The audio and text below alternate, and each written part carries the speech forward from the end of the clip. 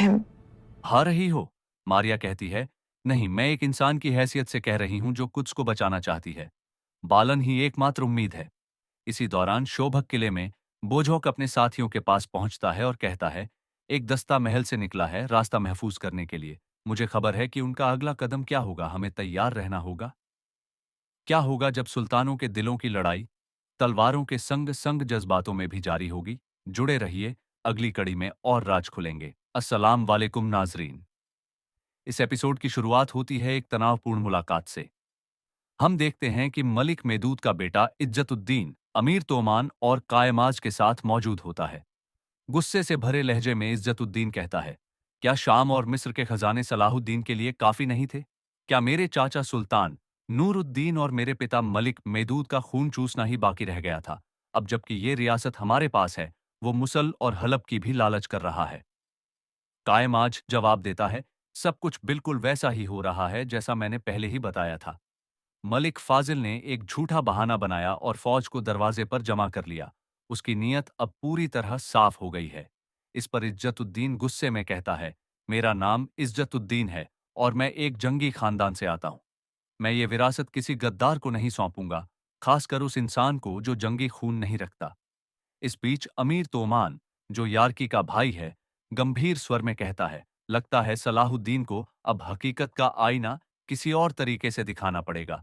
उसे याद दिलाना पड़ेगा कि असली हुकूमत और उम्मत का असली लीडर कौन है। कायमाज भी हामी भरते हुए कहता है, सलाहुद्दीन ने खुद के लिए एक अलग रियासत कायम कर ली, जबकि वो एक जंगी रियासत का हिस्सा था। ऐसे इंसान को समझाना आसान नहीं होगा। तोमान अपने दिल की भड़ास निकालते हुए कहता है, सलाहुद्दीन ने आपके पिता मलिक मेदूद और आपके चाचा सुल्तान नूरुद्दीन को सिर्फ अपने फायदे के लिए इस्तेमाल किया। मेरा भाई यार की भी उसके लिए कुर्बान हो गया। इज्जतुद्दीन फिर से हुंकारता है, जंगी रियासत अभी खत्म नहीं हुई, और न ही वो लोग जो उसे जिंदा रखने की ताकत रखते हैं। मैं सुल्तान इस्माइल की वफादार फौज के साथ मुसल के दूसरी जानिब कैंप लगाऊंगा। अब वक्त आ गया है दिखाने का कि असली मालिक कौन है। ये जमीनें किस झंडे के नीचे आती हैं, ये अब अयूबियों को दिखाना होगा। दूसरी ओर, एक सराय में सुल्तान सलाहुद्दीन एक अहम मुलाकात में मौजूद है। सुल्तान लोगों से मुखातिब होते हैं, क्या आप जानते हैं कि इस मेज पर बैठा ये शख्स कौन है? यह है कुद्स के बादशाह का सलाहकार और सबसे बड़ा पादरी विलियम ऑफ टायर। यही इंसान भाइयों में फूट डालने की असली वजह है। विलियम तुरंत पलटकर कहता है, बिल्कुल नहीं। इसके उलट, सुल्तान सलाहुद्दीन हमेशा बाहरी दुश्मन की तलाश में रहते हैं ताकि अपनी जिम्मेदारियों से ध्यान भटका सकें। कहते ही विलियम खड़ा हो जाता है और जोड़ता है, यह अपने ऊपर लगे इल्जामों को धोने की कोशिश है। यह हकीकत को छिपाने का तरीका है। सुल्तान सख्त लहजे में पूछते हैं, बकवास बंद करो और बताओ, तुम मुसल में क्या कर रहे हो? विलियम जवाब देता है, मुसल और हलब हमारे दुश्मन नहीं हैं। अगर आप अमन की पेशकश को स्वीकार करें, तो शाम भी दुश्मन नहीं रहेगा। हमारे बादशाह अमन चाहते हैं। मैं उनकी शुभकामनाएं अमीर कायमाज को देने आया हूं। इस पर बोरो गुस्से में कहता है, इस झूठ में मत आओ। अमीर कायमाज एक काफिर से मिलकर साजिश कर रहा है। विलियम सफाई देता है, मेरे पास कोई छुपी योजना नहीं है। मैं लोगों के बीच खुलकर मौजूद हूं। मैं छिप नहीं रहा। लेकिन सुल्तान, आप लगातार नए दुश्मनों की तलाश में रहते हैं। आपका मकसद मुसल और हलब को अपनी रियासत में मिलाना है। आप जंगी खानदान को मिटाना चाहते हैं। कायमाज के समर्थक कहते हैं, विलियम सच कह रहा है। असली जालिम तो सलीबी नहीं, अय्यूबी हैं। सुल्तान का चेहरा गुस्से से तमतमा उठता है। वो गरजते हैं, तुम ये बेहुदा बातें कैसे कह सकते हो? क्या सलीबियों ने हमारी जानें, हमारी इज्जत, हमारी नामूस को रौंदने की कोशिश नहीं की? मैं तो बस सुल्तान नूरुद्दीन जंगी के जिहाद को आगे बढ़ा रहा हूं। मैं उनका नाम मिटा नहीं रहा, मैं उनकी मंशा को पूरा कर रहा हूं। विलियम बोलता है, आपकी लालच और जिद इस पूरे इलाके को तबाही में झोंक देगी। सुल्तान ठंडे स्वर में कहते हैं, जिस दिन कुद्स से सलीबी हुकूमत का खात्मा होगा, आवाम को चैन मिलेगा। विलियम तंज कसते हुए कहता है, कुछ इतना कीमती है कि इसे दो कट्टर जंग के दीवानों के हाथों नहीं छोड़ा जा सकता। ये हमेशा उन्हीं के लिए रहेगा जो इससे सच्चा प्यार करते हैं। सुल्तान जवाब देते हैं, तुम जिसे खून की नदी में डुबो चुके हो, उसी कुछ से मोहब्बत की बात करते हो। विलियम भावुक होकर कहता है, मैं उसके एक पत्थर के लिए भी अपनी जान कुर्बान कर सकता हूं। सुल्तान कहते हैं, तो चलो देख लेते हैं कौन इस शहर से सच्चा प्यार करता है। आवाम तय करेगी कौन दोस्त है और कौन दुश्मन। इस दौरान गोकबुरु अपनी फौज के साथ बालन की तरफ बढ़ रहा होता है, लेकिन रास्ते में उसके अपने सिपाही मिलते हैं। एक सिपाही कहता है, बालन अपने सिपाहियों के साथ वापस चला गया है। एथरस पूछता है, इसका मतलब क्या है? कोई नई चाल? गोकबुरु गंभीरता से कहता है, कुछ भी मुमकिन है। आप में से कुछ लोग उनका पीछा करें। अगर कुछ अजीब दिखे तो किले में फौरन खबर देना। होशियार रहो। सिपाही फौरन रवाना हो जाते हैं। सराय में एक आखिरी टकराव चलता है। विलियम सुल्तान से पूछता है, मान लीजिए आप कुद्स को फतह कर लेते हैं तो बताइए, मुसलमान होने के नाते किस दरवाजे से शहर में दाखिल होंगे? सुल्तान मुस्कुराकर कहते हैं, हमारे पैगंबर ईसा अलैहिस्सलाम सुनहरी दरवाजे से दाखिल हुए थे, इसलिए तुम्हारे बादशाह उसे पसंद करते हैं। मैं उनका सम्मान करता हूं, लेकिन मैं तुम्हारे बादशाहों की रिवायतों का पालन नहीं करूंगा। मैं सुल्तान नूरुद्दीन जंगी का वारिस हूं। मैं उस मिंबर के साथ दाखिल होऊंगा जिसे उन्होंने बनवाने का हुक्म दिया था, शाम के दरवाजे से। विलियम तंज से कहता है, जो सुनहरी दरवाजे को जानता है वो उस मुकद्दस चर्च को भी पहचानता है। आप उसकी इज्जत किए बगैर कुद्स पर कैसे हुकूमत करेंगे? सुल्तान दृढ़ता से जवाब देते हैं, हमारे मजहब की बुनियादी तालीम है हर मजहब का आदर। जब हजरत उमर रजी कुद्स में दाखिल हुए थे, उन्होंने इसलिए वहां नमाज नहीं पढ़ी थी ताकि दूसरे धर्मों का सम्मान बना रहे। लेकिन बताओ, क्या तुम हमारी मस्जिदों का सम्मान करते हो? विलियम तुरंत कहता है, बिल्कुल। सुल्तान पूछते हैं, तो फिर हमारे बार बार मना करने के बावजूद तुम्हारे सिपाही मस्जिद के बाहर घोड़े क्यों बांधते हैं?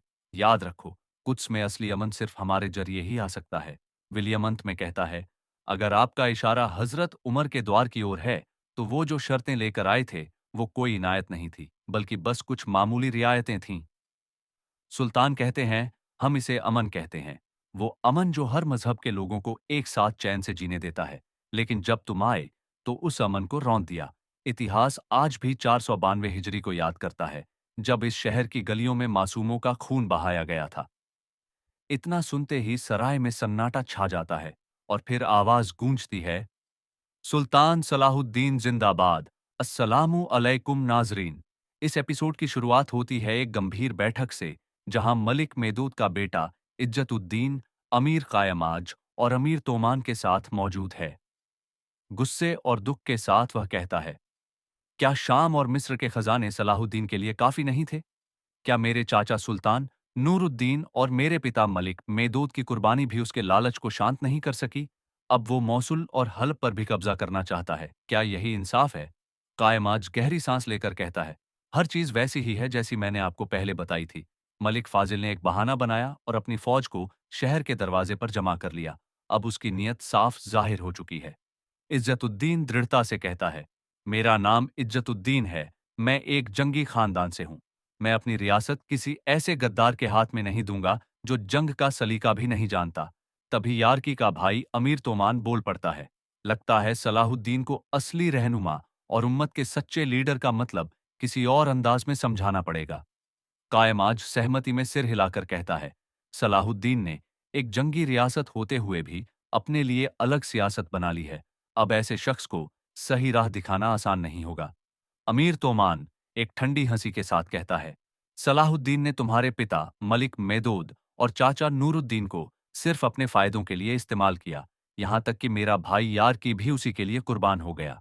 इज्जतुद्दीन फिर खड़ा होकर ऐलान करता है, जंगी रियासत अभी खत्म नहीं हुई है, और न ही वो लोग जो इसे जिंदा रखेंगे।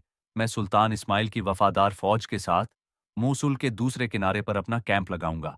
अब वक्त आ गया है जब अय्यूब ही जान लें कि असल मालिक कौन है और ये जमीनें किस झंडे के तले आती हैं। दूसरी तरफ सराय में सुल्तान सलाहुद्दीन एक सभा को संबोधित करते हुए कहते हैं, क्या आप जानते हैं इस मेज पर बैठा यह शख्स कौन है? यह है कुद्स के बादशाह का मशीर आला और पादरी आजम विलियम ऑनॉफ टायर। यही वह आदमी है जो मुसलमानों के बीच फूट डालने की असल वजह बना है। विलियम मुस्कुराकर कहता है, बिल्कुल नहीं सुल्तान।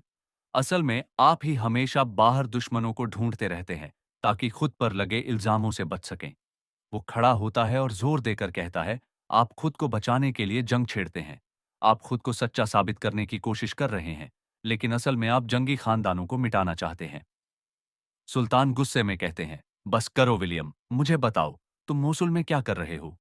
विलियम जवाब देता है, मोसुल और हलब हमारे दुश्मन नहीं हैं। अगर आप अमन की पेशकश को स्वीकार करें तो शाम भी दुश्मन नहीं रहेगा। मैं अपने बादशाह की ओर से अमीर कायमाश तक अमन का पैगाम पहुंचाने आया हूं। बोरो चिल्ला उठता है। झूठ! अमीर कायमात काफिरों के साथ मिलकर साजिश कर रहा है। विलियम ठंडे लहजे में जवाब देता है, मैं लोगों के बीच हूं, खुद को छुपा नहीं रहा। लेकिन सुल्तान, आप तो हर वक्त दुश्मनों की तलाश में रहते हैं। आप मोसुल और हलब को अपनी रियासत का हिस्सा बनाना चाहते हैं। सभा में खलबली मच जाती है। कायमाज के कुछ समर्थक विलियम की बात का समर्थन करते हुए कहते हैं, वो ठीक कह रहा है। सुल्तान खुद हमारे लिए खतरा बन चुके हैं। सुल्तान फट पड़ते हैं। तुम इतनी घटिया बात कैसे कर सकते हो? क्या तुम भूल गए कि सलीबी हमारे खून, हमारी इज्जत, हमारी नामूस तक को रौंदते रहे हैं? मैं सिर्फ सुल्तान नूरुद्दीन संघी के जिहाद को आगे बढ़ा रहा हूं। विलियम फिर जवाब देता है, आपकी जिद और लालच पूरे इलाके को तबाही की तरफ ले जाएगी। सुल्तान कहते हैं, जिस दिन कुद्स से सलीबी बादशाहत खत्म हो जाएगी, उस दिन यहाँ के लोग चैन से सांस लेंगे। विलियम कहता है, कुद्स इतना कीमती है कि उसे जंग पसंद लोगों के हवाले नहीं किया जा सकता। वह हमेशा उन लोगों का होगा जो उसे सबसे ज्यादा मोहब्बत करते हैं। सुल्तान गुस्से से कहते हैं, तुम उस कुद्स की मोहब्बत का दावा कर रहे हो जिसे तुमने